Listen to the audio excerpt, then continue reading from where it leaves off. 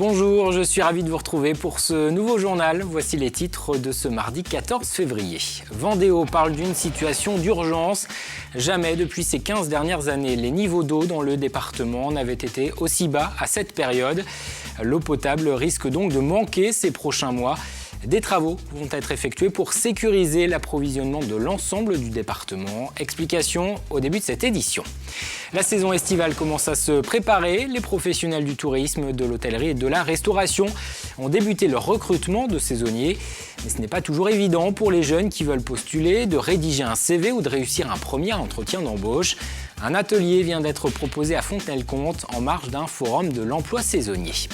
Et puis nous partirons dans les rues de La Roche-sur-Yon à la découverte des œuvres d'art exposées dans le centre-ville avec une visite guidée originale, une visite tactile. Elle était proposée par 3 associations qui accompagnent les personnes aveugles ou malvoyantes. On ouvre donc cette édition avec la situation de l'eau potable. Nous en avons déjà parlé ces derniers mois dans ce journal. Les niveaux de réserve en eau du département sont au plus bas depuis la fin de l'année dernière. Il n'a quasiment pas plu à l'automne et les précipitations de ces dernières semaines n'ont pas été suffisantes pour faire remonter ces niveaux d'eau. Résultat, les barrages sont à moitié vides, du jamais vu à cette période de l'année depuis 15 ans. Une situation de sécheresse critique à tel point que des travaux d'urgence vont débuter. L'objectif est d'éviter à certains habitants du département d'être privés d'eau potable. Les explications de Pierre Dalicieux. Voici le barrage de Vouret, une retenue d'eau qui constitue un stock d'eau potable prévu pour la saison estivale. Ici, la capacité de stockage est de quasiment 5,5 millions de mètres cubes d'eau. À ce jour, son taux de remplissage est d'à peine 13%.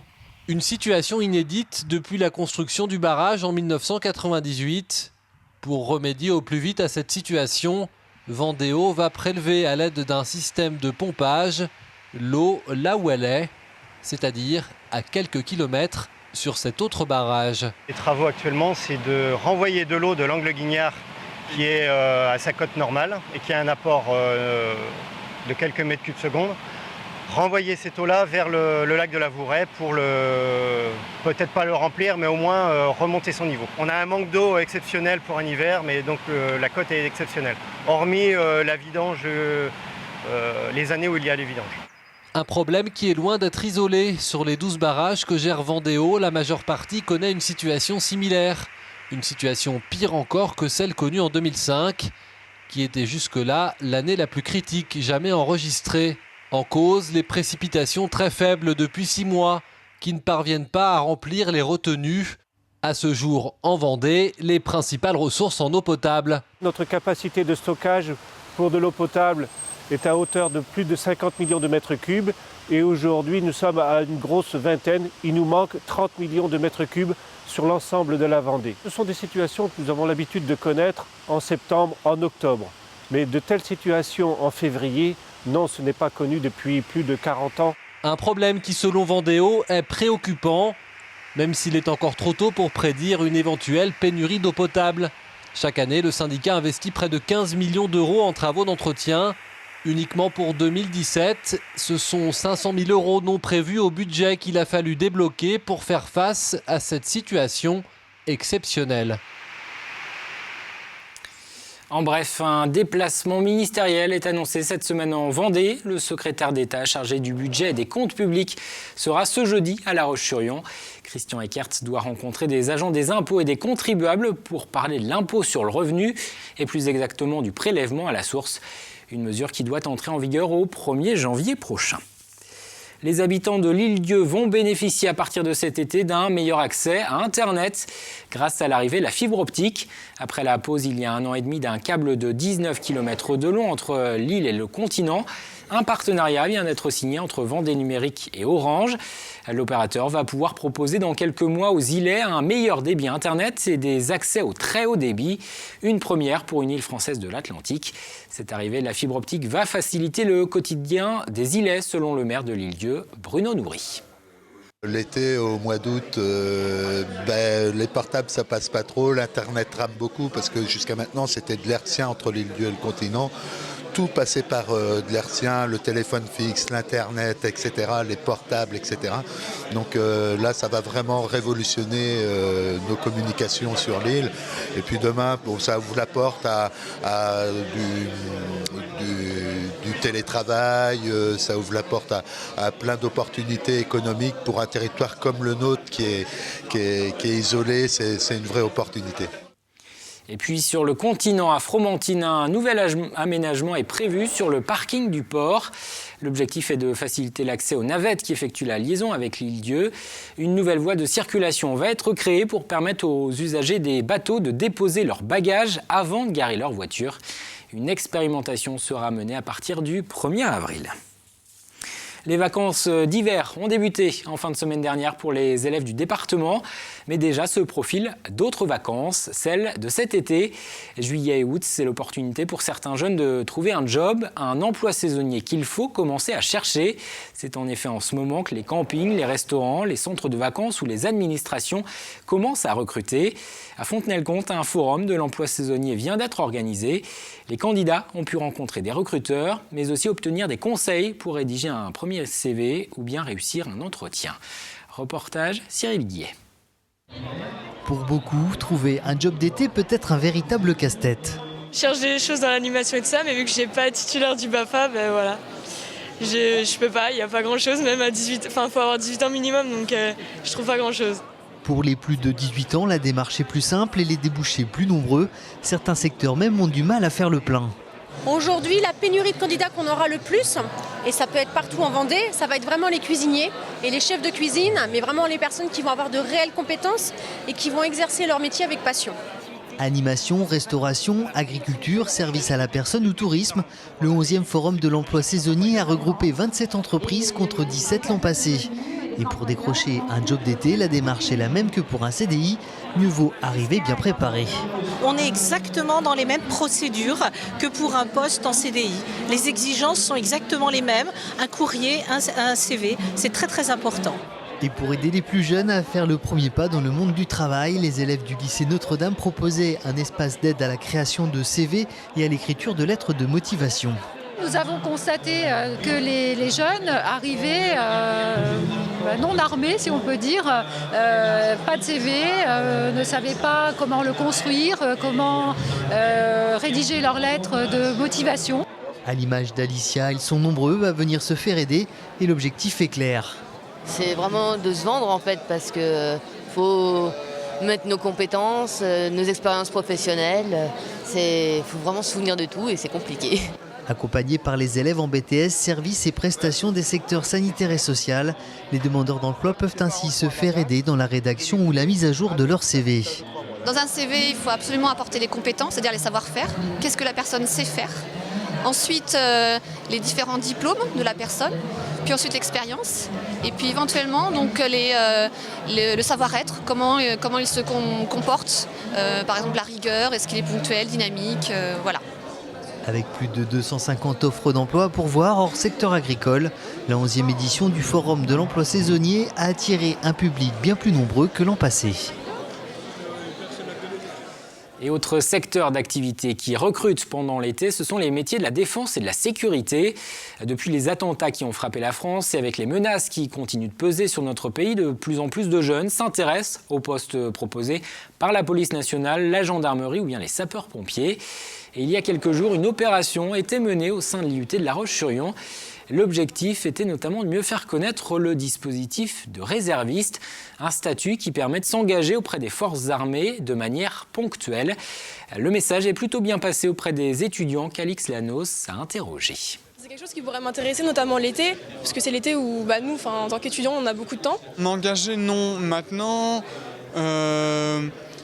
proposer comme c'était possible des conseils juridiques ou des missions de soutien de renfort pour des événements sportifs à la police, c'est pas inenvisageable. Là, en voyant les réservistes, je me suis dit que ça pouvait être une occasion de découvrir le milieu, quoi. C'est intéressant d'avoir des professionnels pour pouvoir parler avec eux. Justement, j'ai pris le flyer et je vais regarder ça à tête reposée et puis je vais me renseigner pour savoir si ça a l'air bien ou pas. Mais je pense que ouais, il y a possibilité pour que je m'inscrive. Un mot de sport avec le Vendée Globe. Les 9 skippers encore en course viennent de passer la barre symbolique des 100 jours en mer. Le prochain marin attendu au Sables d'Olonne, c'est Arnaud Boissière. L'arrivée se précise. Le skipper de l'Amicale devrait franchir la ligne jeudi en fin d'après-midi à la 10e place.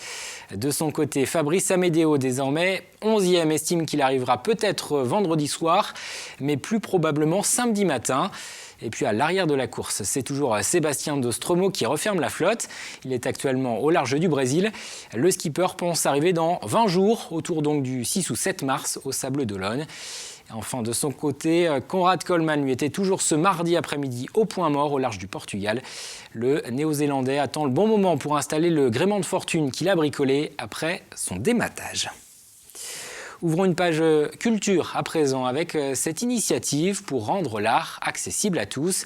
3 associations, À pied à pattes, Valentin à Huy et Art Pluriel, viennent de proposer à des personnes aveugles ou malvoyantes d'effectuer ensemble une visite guidée de La Roche-sur-Yon. Accompagnés d'un médiateur culturel, les participants ont pu découvrir les œuvres d'art exposées dans le centre-ville avec un autre sens que la vue, le toucher. Élodie Pépin les a suivis. Voilà. Tu vois les plaques en verre ? Tiens, vas-y Paul. Voilà. Toucher plutôt que regarder, sentir au lieu de voir. William Chevillon fait découvrir aujourd'hui à ce groupe quelques œuvres d'art disséminées dans le centre-ville de La Roche-sur-Yon. Une découverte qui se fait du bout des doigts, car ici les participants sont non-voyants ou malvoyants. Une œuvre d'art, il faut savoir que le visuel, c'est qu'une partie de la compréhension. Il y a des œuvres d'art qui vont être complètement visuelles, d'autres où le matériau va dire quelque chose comme ici. Donc, quand le matériau dit quelque chose, que ce soit sa forme ou la texture, on peut expliquer l'œuvre d'art presque aussi complètement que pour une personne parfaitement voyante. En route! À travers un parcours urbain, William Chevillon invite les participants à découvrir 5 œuvres. Ici, la statue de François Mitterrand, dont Joël, non-voyant depuis 19 ans, ignorait jusqu'à présent l'existence. On trouve bien, la tête est bien faite, les oreilles, le nez et la bouche. Mais bon, je ne sais pas si j'aurais reconnu François Mitterrand. Et découvrir une œuvre d'art par le toucher a bien des avantages. René en sait quelque chose. Depuis sa naissance, il est malvoyant. Et lorsqu'il s'intéresse à une œuvre d'art, il sait apprécier chaque détail. On détecte des choses comme les petits trous qu'il y a ici ou des choses comme ça que vous regardez avec vos yeux, vous ne les verrez pas. Et quand vous ne touchez pas avec vos doigts, vous ne le trouverez pas. Puis nous, un non-voyant a le toucher très développé. Cette capacité à voir ce que les voyants, eux, ne voient pas, c'est justement ce que les membres des différentes associations organisatrices veulent mettre en avant. Car ces visites sont ouvertes à tous. Malheureusement, aujourd'hui, les voyants sont absents. Pourtant, l'échange aurait été enrichissant. Ils sont très sensibles aux mouvements, ils les perçoivent beaucoup mieux que nous. Leur approche, elle est complémentaire de la nôtre. Ils ont beaucoup à nous apprendre, justement parce qu'ils perçoivent avec leurs doigts. Et parfois, il ne suffit pas de voir, mais de regarder avec attention pour découvrir des œuvres dans l'espace public qui souvent se confondent dans le paysage.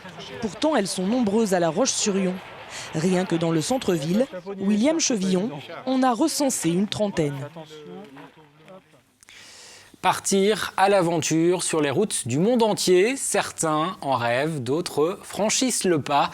C'est le cas de la famille San-Agustin. Miguel, Élodie et leurs 2 enfants vont partir dimanche prochain en voyage. Un long voyage qui pourrait durer 2 ans, voire plus. Le couple était déjà parti à l'aventure entre 2008 et 2010. Il a décidé de reprendre la route à bord d'un nouveau camping-car. Pour cela, les membres de cette famille installée jusqu'à présent à Venanceau vont tout quitter. Apolline Laurent les a rencontrés à quelques jours de ce grand départ.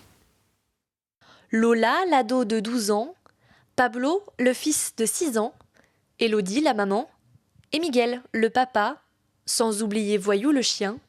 Voici la famille San-Agustin au grand complet et presque prête pour le grand départ.